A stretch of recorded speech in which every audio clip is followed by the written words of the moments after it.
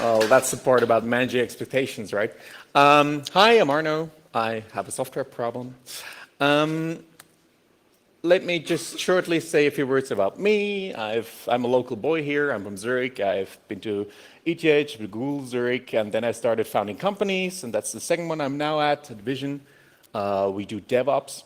And then in my spare time, I like to do event networks. So, for example, the Wi-Fi here, I built it last night, so I hope it works.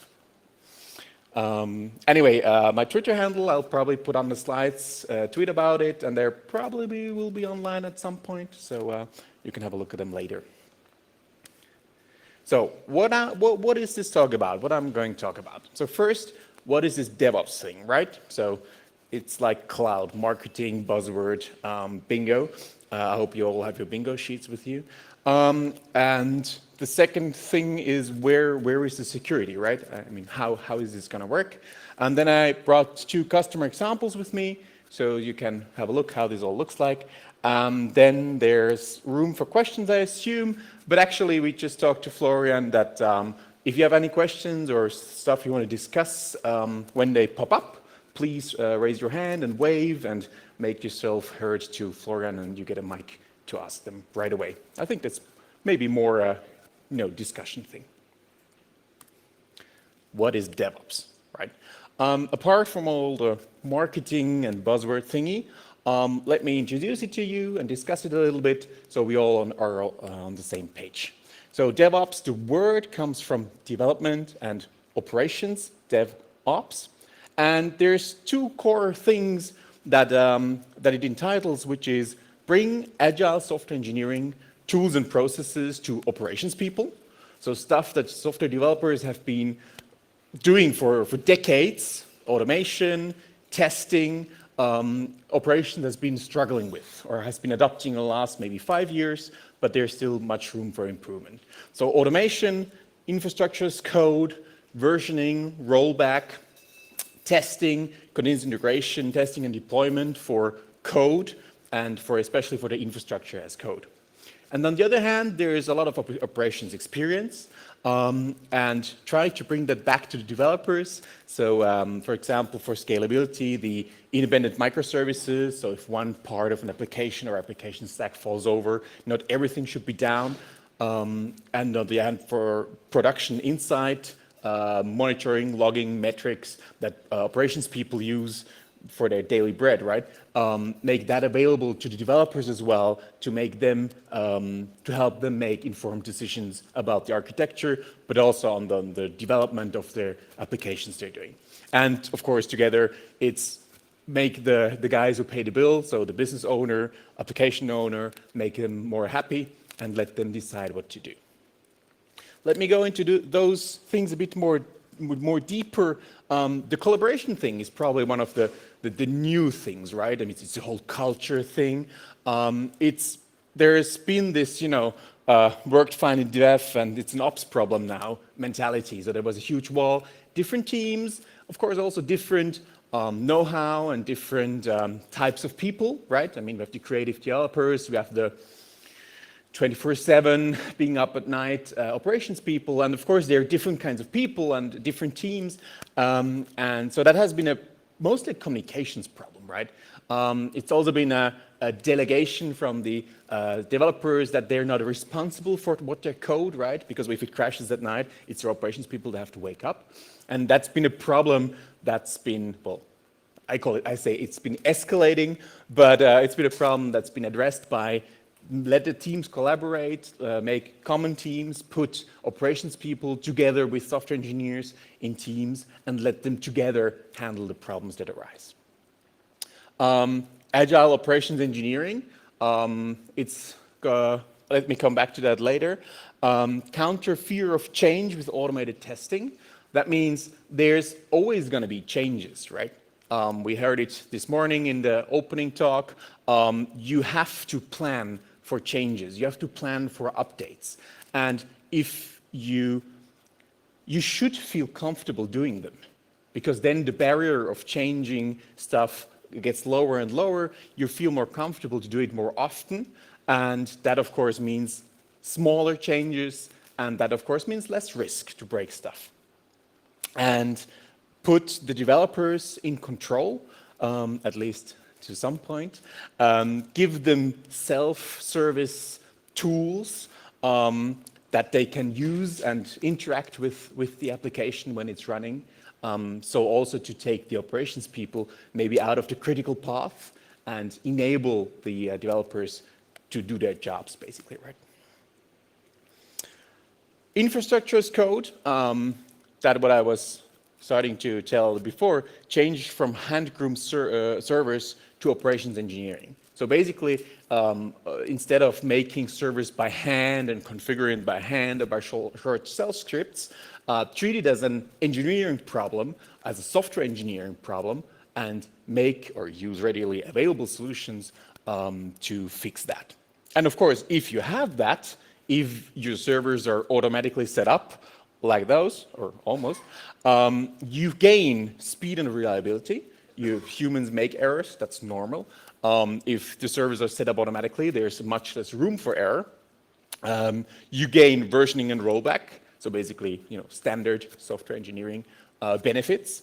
And of course, it needs to be automated so that the developers can do them themselves. So for example, give each developer a full stack of the application, including databases and backends and caches and web servers and whatever it needs to run, so they can try out their code without breaking it into production. No manual changes in production, duh. So if they want to have something changed in production, they change it in a tool that does all the operations engineering. You can test the change, you can roll it out to a testing environment, you can then roll it out controlled in production environment, and it's an engineering solution for that. And of course, if you can do it once for production, you can do it as many times as you need for testing different branches, for testing different versions, testing different combinations, different migration scenario. That's the whole point of automating the infrastructure as well. There's a lot of tools, and there's a whole category of DevOps tools and SourceForge and GitHub and you name it. And DevOps has been also reduced to the tools that it uses, right? There's more, there's the whole trust thing, there's the automation thing, but of course the tools enable you to automate and you can reuse them and you don't have to do it all from scratch. So of course, for atomic deployment and rollback, you need some sort of packaging, right? That includes all the dependencies for the application you want to deploy. For example, we've been using Debian packages and RPM packages, Red Hat packages, and now slowly moving into Docker. So basically to have a consistent package of everything of the application, all its dependencies, all the libraries, all the runtime environment as far as possible in one place so that you can so what you see and what you test is actually what you're going to get in production as well. Infrastructure state management, configuration management also called. There's different readily made tools available, Puppet, Salt, Chef, Ansible, you name it. They're do about the same thing, and it's then again a matter of taste which one you want to choose. Continuous integration, testing, deployment. The tools you probably heard of, Jenkins, very popular open source tool. Travis CI is a hosted solution, very well known for their free open source work they do. GitLab CI is a tool integrated into GitLab Git management. I'll come to that later. And of course, Atlassian Bamboo from the Atlassian suite of tools help you to do that all. And then the self-service part, there's tools you can use for that. For example, Vagrant, which is a virtual machine and provisioning tool that you can use to provision the testing environments, for example, for developers, so that then they just git pull a repository with the declaration of the test machine, and then they can instantiate as many of them as needed. Or through continuous deployment, so for example, through the Jenkins tools, you can use them to auto-deploy stuff to a central environment, so you don't need to keep track or update or support, basically, the developers doing stuff on their own machines. Infrastructure testing. So of course the infrastructure tools you would use to build it up. Infrastructure testing is something as soon as you have it deployed or written in code. You can use the code quality tools to run on them and make your own infrastructure code better. So that's the bring software engineering best practices back to operations. You have a lot of moving parts. If you have a normal web application as we use it, has at least one or two databases, some cache, some web servers, some application server, and they all need to be configured to talk to each other with credentials and stuff. So that's why we should be unit testing each of those components separately, plus then the instantiating one of those stacks so that they all know where the components are, service discovery works, so that we can be sure that we don't do any regressions from the infrastructure side when changing something. Basic software engineering process.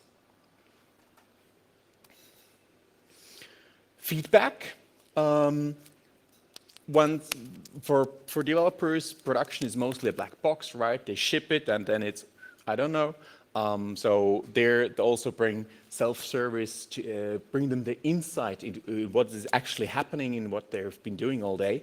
There's two things we do actively. One is them to collect all the logs, especially application logs, but also web server logs, WAF logs, so that the developers can actually see what's happening. And that, of course, helps them to search for a production error root causes, and giving them, in this case, a web GUI where they can search for stuff and do their stuff. They usually would do on some single server, SSHing in and then looking at log files, or I don't know.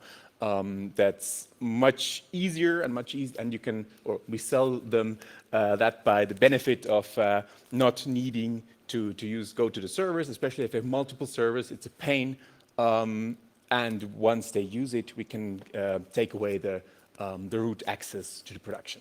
Or any access, SSH access to the production, which again helps to the no changes in production policy, right? Nor manual changes in production policy. And the added value is it's all merged from the servers and indexed, and you can search and filter and stuff. So that's pretty cool. ELK, Elasticsearch Kibana, is one product. It's an open source product. There is also Splunk, for example, a commercial product. It's very similar. So that's like the output, right? And then for that debugging output maybe, and then for the whole what's happening in a more quantitative way, you can either get from the logs or collect separately server and application metrics, like New Relic does, for example.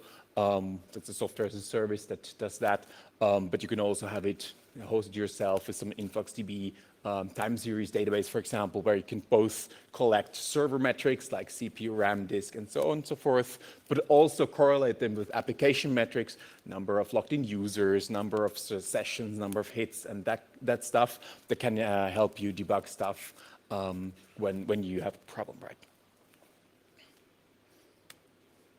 So in the end, we usually end up with a workflow like this. We have on the very left the developers, application owners, all the people that do stuff, right? They work with version management, standard software engineering. In the same version management, we have configuration management. Configuration management then provides each developer feedback loop with a development environment, whether that's a Docker container or Vagrant virtual machine, doesn't matter. From the version management for both the code and the configuration management, there's continuous integration. Continuous integration, basically, if it's a programming language that needs to be compiled or built or somehow aggregated, build and packaging. And then there's hopefully automated testing. At least we can provide them the infrastructure to do automated testing. They still need to write the test themselves. And then, of course, giving the feedback from the continuous integration via chatbot, for example, to Slack or HipChat or whatever they use, or to a dashboard or whatever, basically enabling them to work faster, right? And then deploying all that to some testing, production, whatever servers they are, built by configuration management, and then deployed the application from continuous integration and deployment. That's basically it. And then, of course, there's the whole operations thing, right? It was the software engineering process, and then there's the whole operation stuff. So once it runs, there's need some databases and backends. They need to be created and supported. Of course, for disaster recovery, you need some backups. Then once you provision a service, you need to make sure it actually runs. So do service monitoring and alerting, logging and metrics we already talked about. It's all the standard operation stuff, right? So when discussing with my colleagues, we were like, okay, so where's the security, right? There's no button called security, right? So that's maybe because it's all in there, right? I mean, the security is an integral part of the software development, deployment, and operations processes. And it's almost everywhere that security is involved, on different layers and levels, of course. So let's go through them and discuss. And if you have input or opinions to share, please speak up. Developers, duh. That's probably most white box testers do, right? They talk to developers, they look at code, they look at what libraries they use, where they're from, what versions they're using, did they think anything about what they're doing, do they use libraries or do they implement crypto or SAML or something by themselves, which they shouldn't, so that's on record. Education, training, help, support, that's what they need, right? Because it doesn't matter how secure the deployment and operations process. If the software is shit, it doesn't matter, right? And that's my, word to you. Please do educate the developers so that their software gets better and that it's an incremental process that it gets better and better. Okay, that was developers part. Let's go to more technical and tools engineering stuff. Configuration management was one of the issues and the infrastructure automation we discussed earlier. The configuration management is pretty cool in terms of the system security. Any of the tools I mentioned earlier, basically you have a declarative way of saying how you want the system to be. And then the tool makes sure that the state is what you defined earlier. So baseline system security is like a typical example. Which services, system services to enable or disable, telnet, DAH, SSH, DAH. Of course, the whole system users management. Users, groups, keys, hashes, sudoers can all make sure that you declare which users are supposed to be there and which users are supposed to be absent, and the system makes sure that in 15 minutes at its latest, the system will converge to that state. And of course, you should monitor what it does and have it feed to the logging system. And when you detect that it does changes that you didn't change something in the code, but it does changes, maybe something happened on the server, and you should have a closer look at it. You can set up, for example, the AAA, so authentication, authorization, and accounting, for example, with Active Directory or LDAP or whatever the tool the customer uses, for the rest of the users, right, that should have, for example, SSH access or some other access. Of course, that access doesn't work if the system is offline, and that's why we still need to have some system users to log in and fix stuff if the system is offline. And then there's host firewall, for example, IP tables on Linux systems or PF or whatever your software choice is. You can make sure that it's pretty tight and locked down, and that it will be and stay like that. Another topic is logging. I mentioned the ELK stack before. Audit logging is a big thing, right? I mean, the DevOps mentality of enabling the developers to change stuff, of course, doesn't mean that they have like a free game of doing anything, right? They have some certain processes they can do, for example, a deployment process or a quality assurance process or whatever they are allowed to do, and accounting makes sure that it's a valid developer and so on and so forth.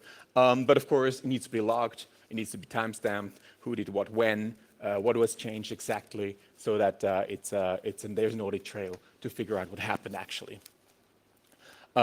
We feed application request logs, basically the many logs as we can find, or as the customer should have access to, and we make it as write once, read many as possible, or as feasible for the customer. So basically, it's read-only for normal users, so that we have some kind of, yeah, I'm not going to call it tamper-proof, right? But at least some sort of tamper evidency here that it's only for restricted admin access to change the logs. And of course, we can also export them to some real write-once medium if the customer requires that.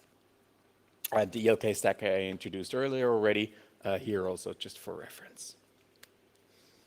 Service monitoring, I mean, typical operations problem. Also, well, there's a security aspect in that. I mean, that the services are available, yeah, okay, availability, it's a security thing.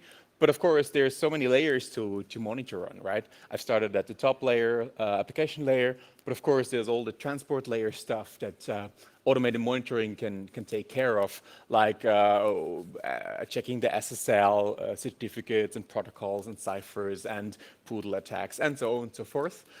So we can, from a monitoring perspective, make sure that the systems are up to date, the system parameters like utilization or stuff isn't exceeding some limits.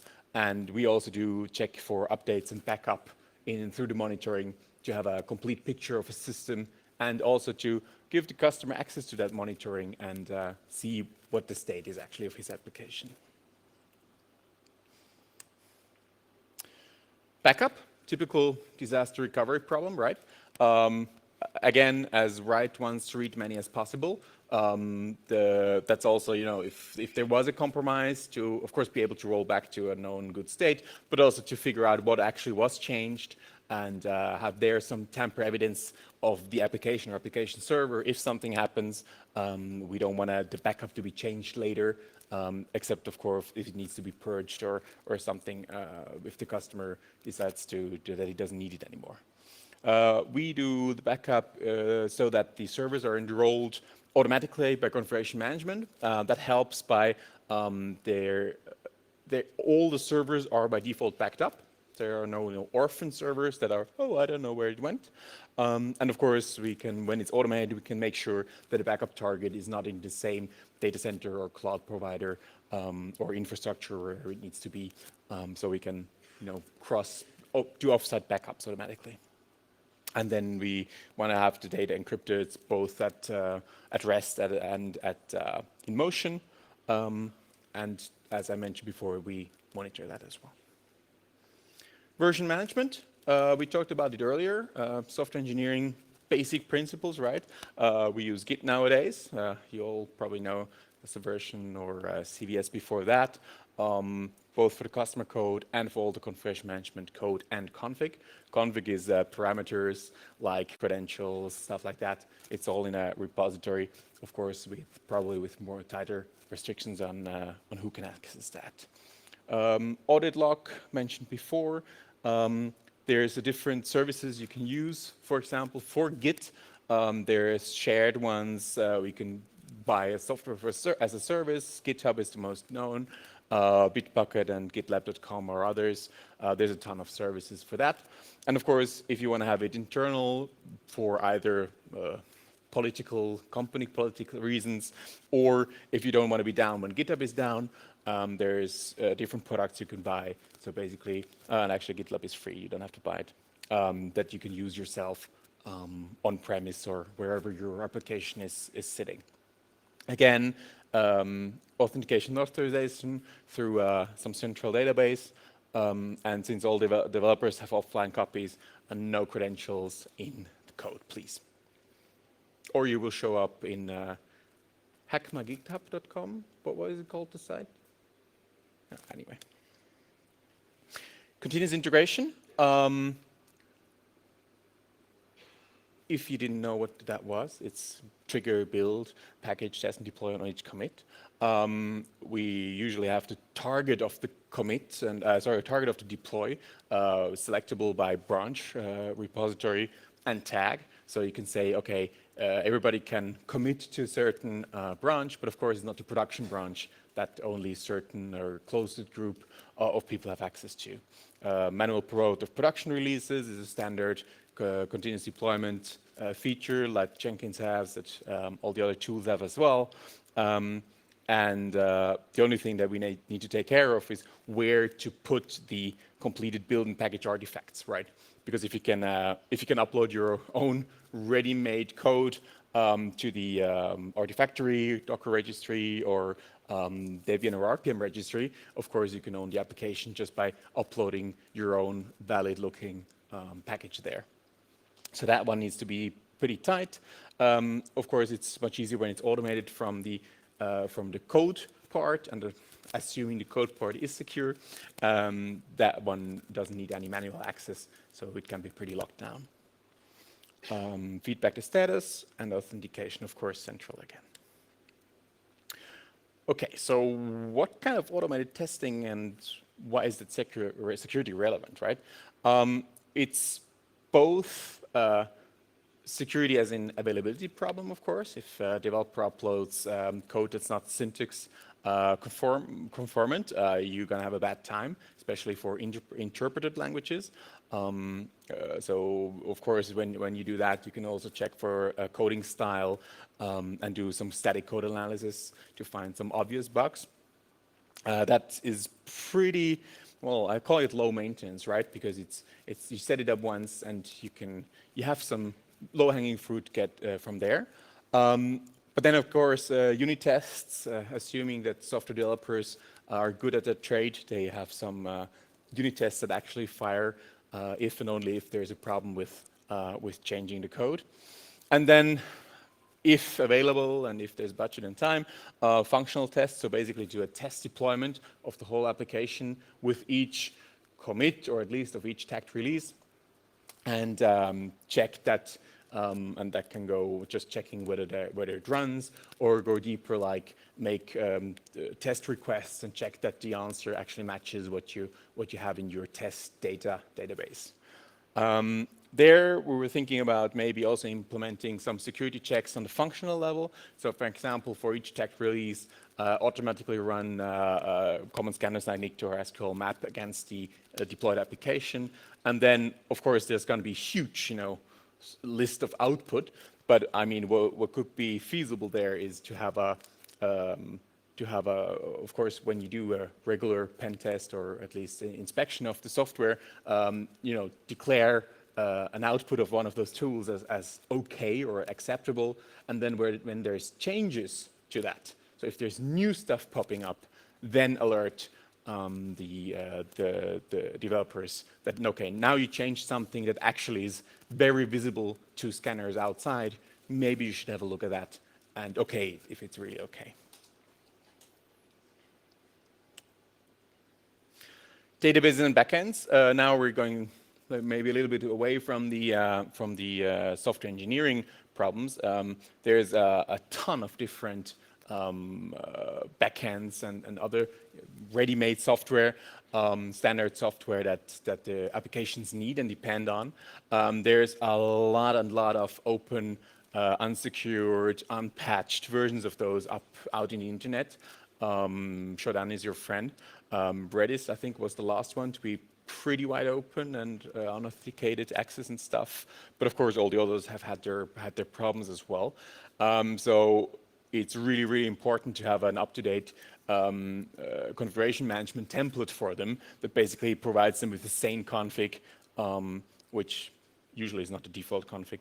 And then you can add all the clustering, credential management, firewall config, backup config, monitoring config to that template. And so each time you need a whatever, MySQL service or whatever, it's set up the right way. And if you change the template once, you can actually update all the instances that you're using if there's a problem or you need to deactivate or activate some sort of attribute for them. And moving up the stack from the backends to your application service, it's basically the same thing, right? There's a ton of different environments. Of course, we as a more service provider oriented people, we have a lot of different ones. If you only have one application, then usually you only need to focus on one of those. But then again, we've been seeing that when companies move to microservice architectures, that means that each team has their own small code base of whatever part of the application they're implementing. Some of them actually are allowed to choose their own programming language, for example, or framework, for example. And so then again, you already start having multiple different environments of whatever Java and Python and Ruby and whatnot there's going to be around. So there again, the templating can make sense to hide some of that complexity and security relevancy in there. And also for completeness, the 12-factor app manifesto, who knows it? Who has heard about it? About 15%, 20% max. So that's the, well, no, microservice. That's the operations experience system architecture manifesto that's been very popular. Please have a look at it. There's different stuff, make sure that you don't have side effects, make sure that your application is deployable atomically, all that kind of stuff. And one of the pretty cool things that it proposes is that instead of hard coding credentials in code, instead of providing them in a config file that you need to put somewhere, or in application when you start it from the command line in some sort of argument where you can see it when you run PS. For example, you provide them as environment variables, like for example Docker does, because then you can start with each invocation of an application. You can start it with different endpoints for the backends, and that of course helps you a lot if you have to deploy multiple times for testing and development and production and whatnot. Have a look at that if you haven't already.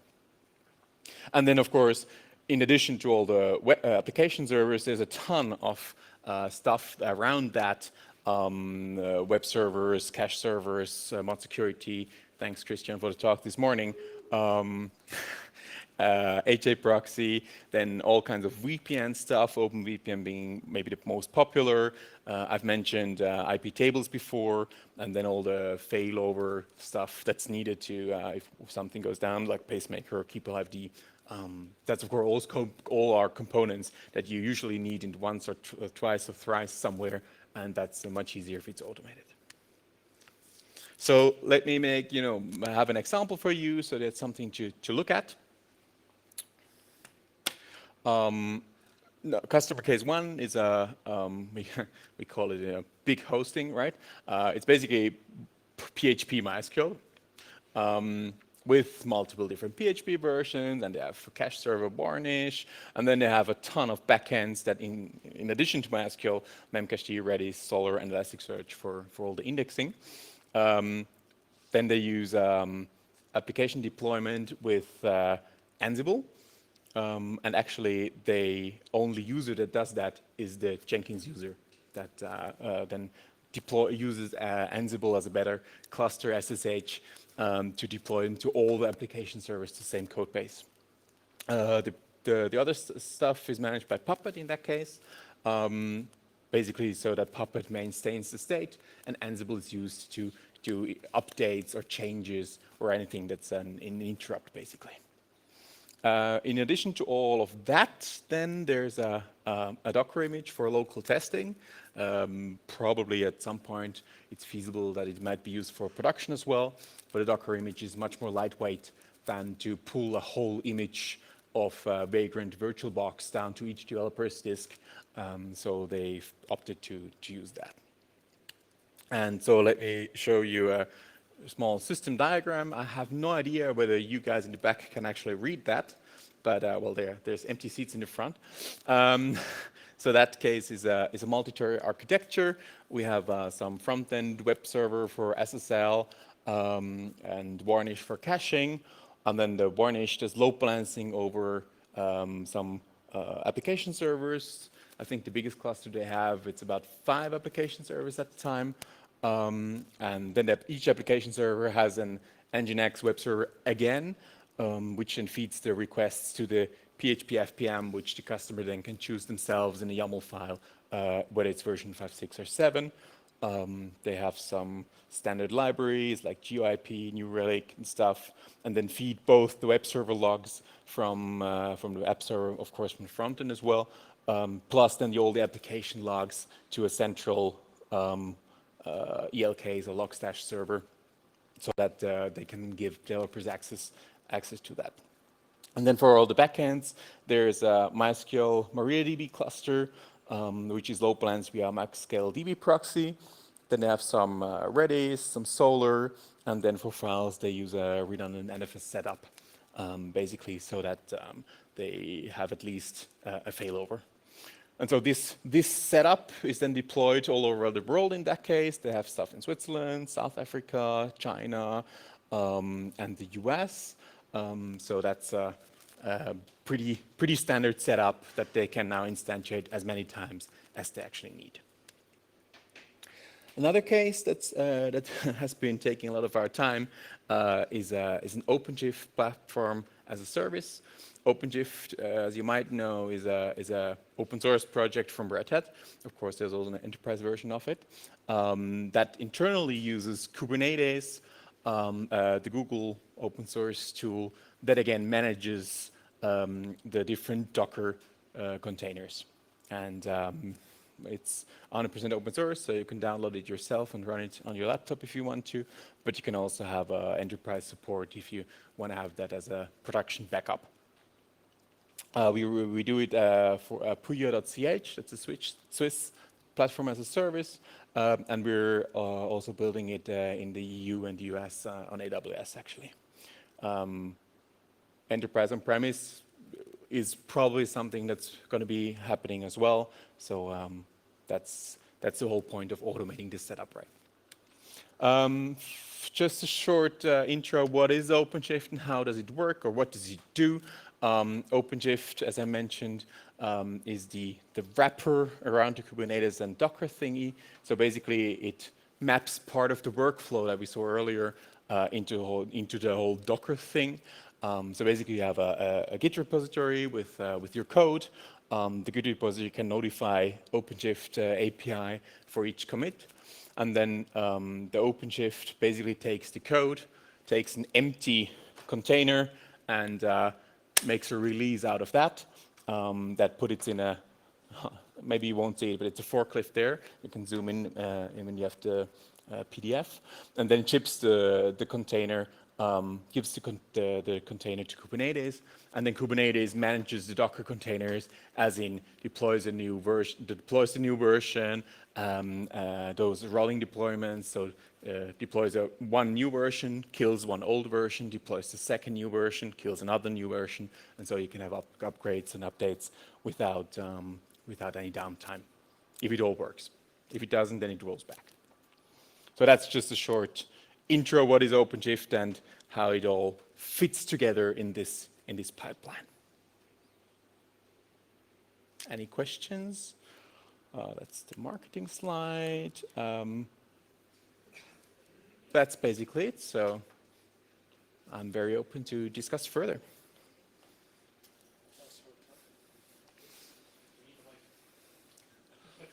Testing. Okay. Yeah. So you brought up an interesting problem, which is secrets management, and one of the solutions being the environmental variables. I'm wondering if you could comment about some other alternatives, such as secrets management servers, such as Vault, etc., for DevOps. Yeah, we were thinking about using Vault as the backend to manage the secrets, actually. So Vault is a soft piece of software, if you don't know it, that basically is a very locked down small application that has a RESTful API where you can request a credential, and then if your certificate matches and if you're allowed to and so on and so forth, gives you back a credential. And for certain services, you can even generate credentials on the fly so that you have key rollover and all those kind of processes integrated to that. The problem with Vault, as an example, or other systems, is it needs changes in the application. So the application needs to go and request a credential for the MySQL service or whatever.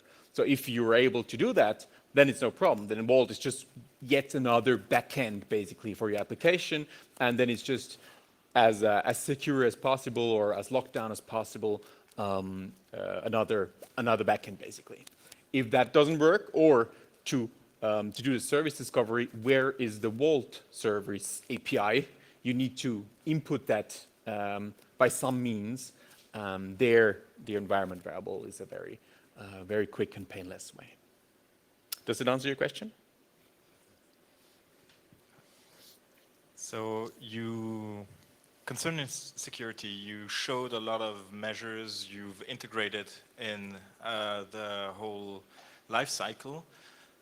Prevention measures, other measures like backups and logs for afterwards if something happens. But what kind of measures do you have to get alarmed of a security breach or something?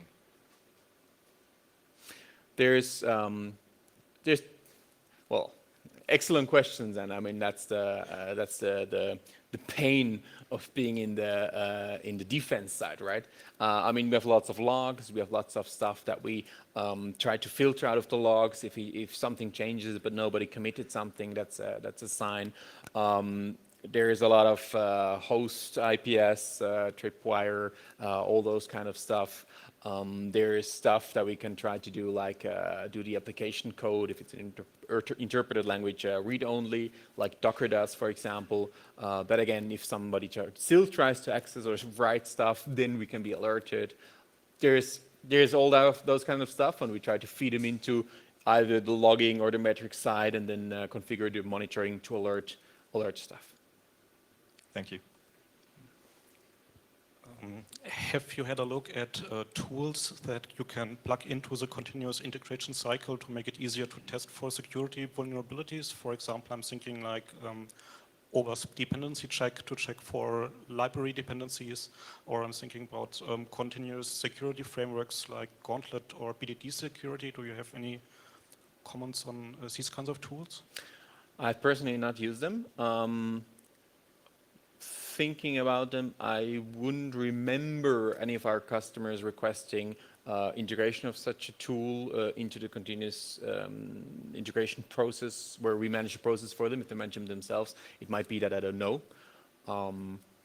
That's why I'm speaking here, to get the discussion rolling in what tools and measures do you use for both black box and white box testing that would be suitable for continuously applying over and over again to detect changing stuff as early as possible.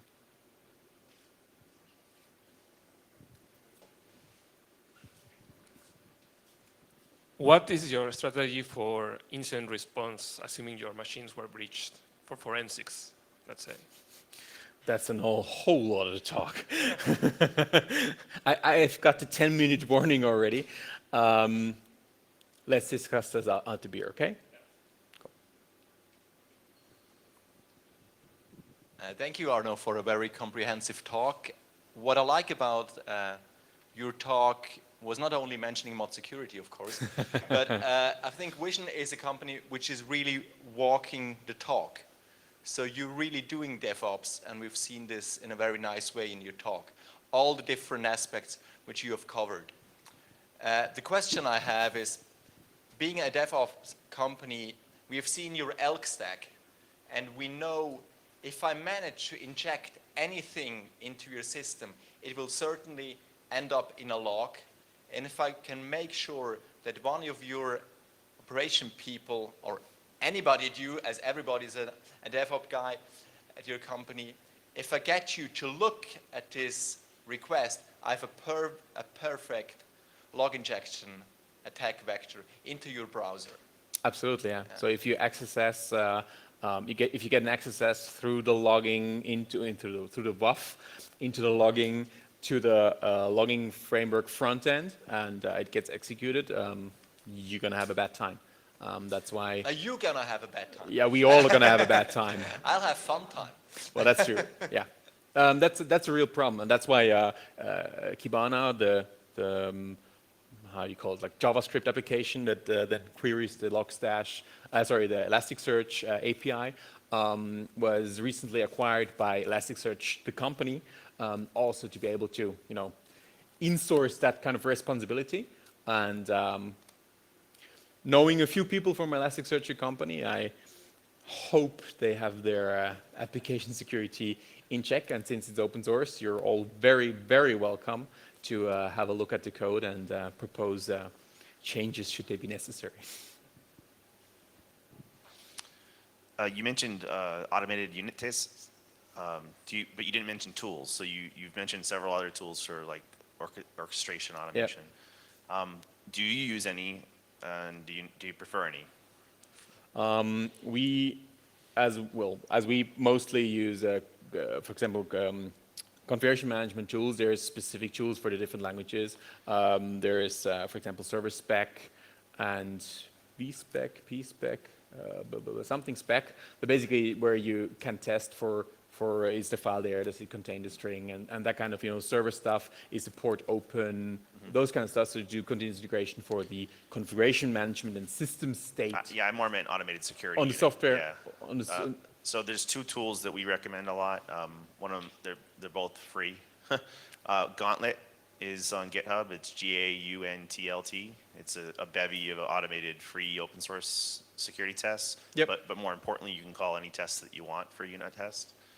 And number two is Brakeman that Twitter made. It's mostly for Ruby environments, but it's automated testing. And third, I guess, is do you know about rugged software and rugged DevOps? Because we're growing a tribe of speakers, and your content would be very good for that. About what? Sorry, It's called rugged software or rugged DevOps. There's basically one-day tracks at developer conferences versus security conferences, where we're giving them good tool chains like yours. Yep. Okay. Cool. Thanks for the input. I think we have time for one last question. We don't, apparently. Or there is no other question. Any other questions? Time for one more? Well, thank you very much.